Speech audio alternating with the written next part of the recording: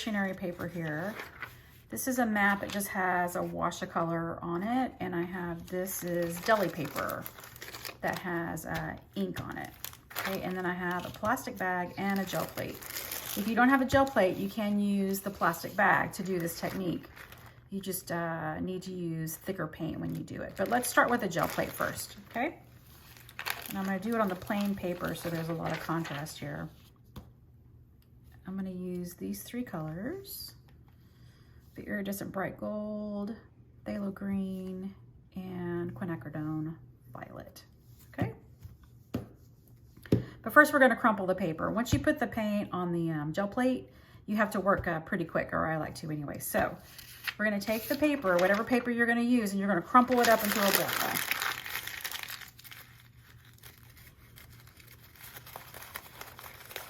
And this is gonna give you all your sections that are gonna pick up the paint to create your texture, your pattern, okay? All right, so that's ready to go. I'm gonna do 3 different colors for this one.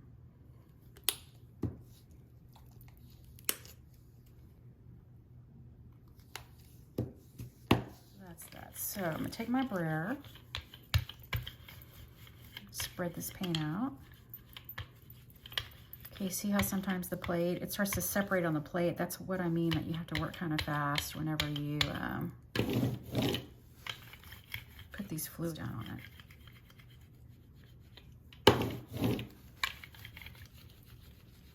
And I'm just wiping the excess off my brayer here on this paper I have down on my table. And that's gonna become, eventually that'll become accidental paper. All right, now take your dictionary page that you crumpled up.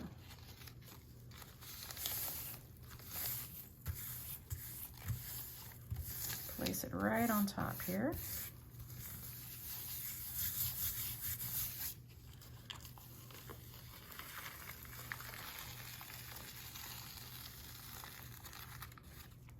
All right, so you get a nice texture.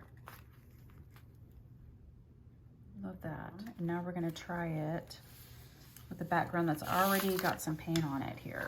Okay, so I'm gonna crumple it up.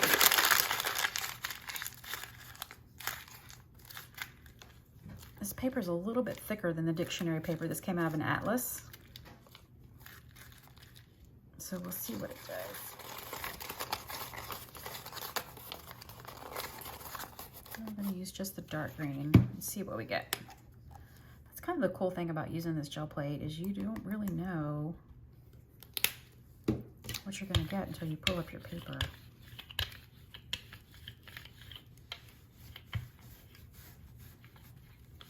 All right, let's see what happens here. Love that green. Wowza, look at that. Really pretty. Nice texture. And I've got all this left over my plate, so I'm going to take another piece of dictionary paper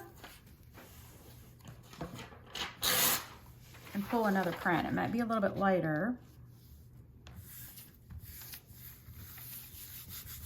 Let's see.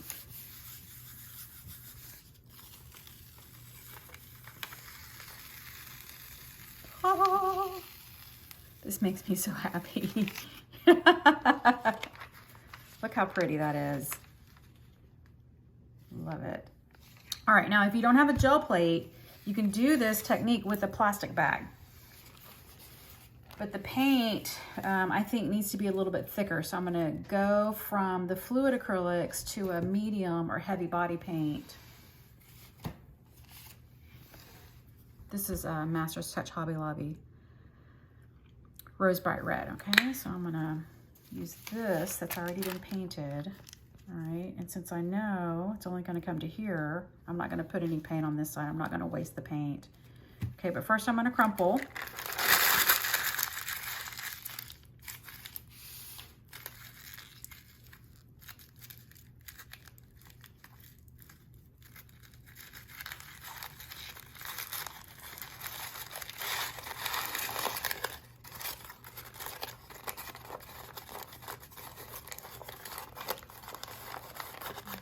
I'm just going to lay it right here as a little guide to where my paint needs to stop. I was doing this with a plastic bag, I would probably tape it down ahead of time so that it doesn't move when you're spreading the paint around. I'm just gonna hold it. See how it wants to lift. So if you tape this bag down, probably make it a little easier.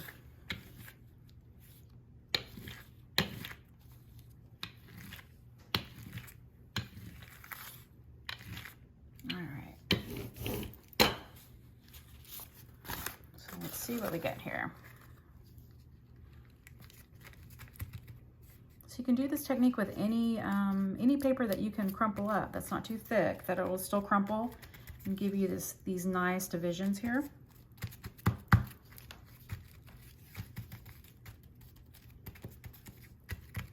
Let's see what's happening. Oh my goodness. Look how pretty that is. So easy and such a great effect, I think. Really cool. I told you that was going to be easy.